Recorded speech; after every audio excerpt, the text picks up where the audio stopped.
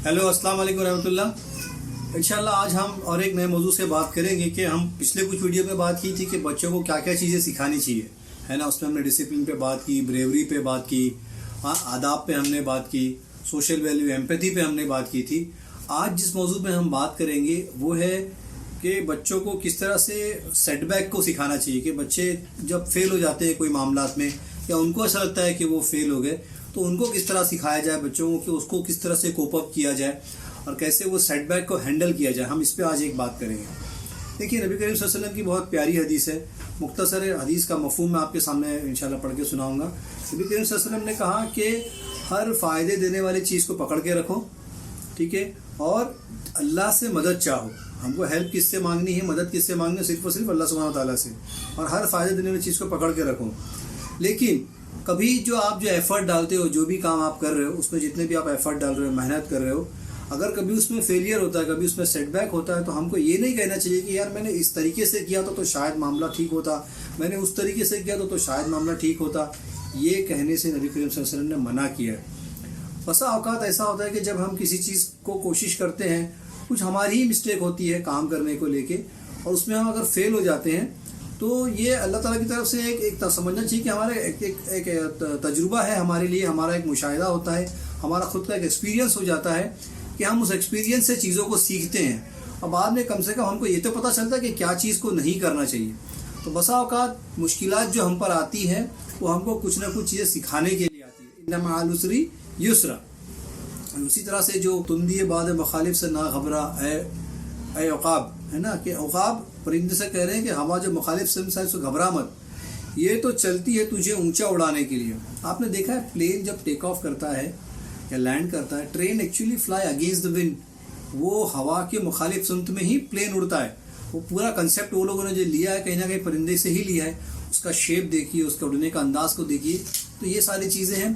कहने का मकसद यहाँ पे है कि जो मुखालिफ सिम से हवा चलती है या जो सेटबैक्स आते हैं या लाइफ में जो हमको हर्डल्स आते हैं वो इसलिए आते हैं ताकि हम और मजबूत हो जाएं और हमको कम से कम ये तो पता चले कि क्या नहीं करना है। डोंट डूज का हमको पता होता है, बट हमेशा लाइफ और सबके मामला सेम नहीं होते। बच्चों के ताल्लुक से भी बिल्कुल यही मामला है। पढ़ाई तो बच्चे ने उतनी ही की थी लेकिन स्ट्रेस भी उतना ही लिया था। एग्ज़ाम में जितने मार्क्स उसको चाहिए थे वो आ नहीं सके, है ना। उसने स्पोर्ट्स में मेहनत तो उतनी ही किया था, है ना, जो भी उसका खेल खेल रहा था वो उसने बिल्कुल कोशिश पूरी किया था कि किसी तरह से वो कामयाब हो जाए।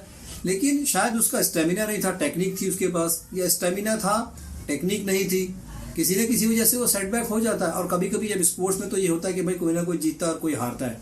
तो स्पोर्ट्स एक्चुअली जीतने के लिए नहीं बल्कि इंजॉयमेंट के लिए, खेलने के लिए ज़रूरत है। कुछ नुकात हैं मैं जो आप लोगों के सामने रखूँगा कि अगर वाक़तन लाइफ में कभी सेटबैक हो जाता है, बच्चा स्कूल में फेल हो गया, स्कूल में कोई ड्रामा कंपटीशन था उसमें वो हिस्सा नहीं ले सका, उसका सिलेक्शन नहीं हुआ, स्कूल की टीम थी या कोई क्लब की टीम थी, प्लेइंग 11 में उसको चांस नहीं मिल पा रहा है, तो ये जो छोटे छोटे सेटबैक्स आते हैं ज़िंदगी में, बच्चों को ये सिखाने की ज़रूरत है कि इसको कैसे हैंडल किया जाए। सबसे पहला नुकता उसमें यह है कि हमको एक्नॉलेज करना है। You being a parent acknowledge that your child got setback. उसको एक छोटा सा फेलियर उससे गुजरना पड़ रहा है, उसको ये हमको एहसास दिलाना पड़ेगा कि ठीक है ये अब हमारे से एक नुकसान हो गया, ठीक है, इसको कैसे हम ओवरकम कर सकते हैं। We need to focus on that. दूसरा, उसको नॉर्मलाइज करें। नॉर्मलाइज से मतलब ये कि जो मिस्टेक हुई उसको पॉइंट आउट करें, हम उसको नोट डाउन करें कि हाँ ये गलतियाँ हमारी हुई है, अगले प्रैक्टिस में या अगले टाइम जब सिलेक्शन होगा तो हम ये गलती सुधार के आने की कोशिश करेंगे।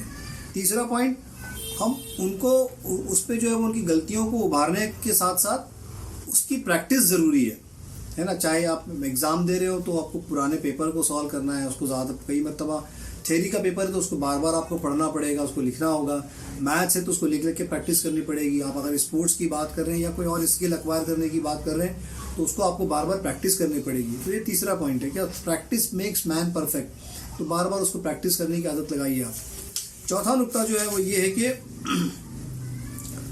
Talk good things about your child. देखिए, हर बंदे में कुछ ना कुछ पॉजिटिव पॉइंट्स होते हैं, तो उसको उसकी जो पॉजिटिव पॉइंट्स है, जो उसकी क्वालिटीज़ है, उससे उसको उभारने की कोशिश कीजिए। बजाय इसके कि उसके नेगेटिव पॉइंट्स बताना है लेकिन वो डिस्कस करने की हद तक, ना कि उसको डिस्करेज करने की हद तक। पॉजिटिव पॉइंट उसको ये बताना है कि बच्चा इंकरेज हो और मोटिवेट हो और काम करने के लिए। और उसको एक फार्मूला मिल जाता है कि यूपीएससी का मेन एग्ज़ाम क्लियर करने के लिए मुझे 8 मिनट और कुछ ज़्यादा सेकंड्स चाहिए कि मैं अपना एक आर्टिकल कंप्लीट कर सकूं। اگر میں 8 منٹ اور کچھ سیکنڈ میں اگر میں اپنا ایک آرٹیکل ایک مضمون لکھ پاؤں گا تو مجھے جتنے مضمون پورے ٹائم میں چاہیے میں اتنے لکھ پاؤں گا اور میں کلیئر ہونے کے میرے چانسز بڑھ جائیں گے. تو ہر ایک کی سکسیس کا فارمولا کہیں نہ کہیں وہ 8 منٹ میں چھپا ہوا ہے. ہر چیز میں ہمارا وہ 8 منٹ کیا ہے, ہمارے بچے کے لیے وہ 8 منٹ کیا ہے, ہم کو وہ سوچنے اور سمجھنے کی ضرورت ہے. ہر موقع کی مناسبت سے, ہر گیم کی مناسبت سے, ہر ایگزام کی مناسبت سے چیزیں ویری کرتی ہیں, چیزیں مختلف ہوتی ہیں. ہم کو ہمارا وہ 8 منٹ ڈھونڈنا ہے انشاءاللہ, اور چیزوں کو بلیم نہ کرتے ہوئے یا پھر یہ کہ میں نے یہ کیا ہوتا تو ایسا ہوا ہوتا ویسا کیا ہوتا. یہ نبی کریم صلی اللہ علیہ وسلم نے منع کیا.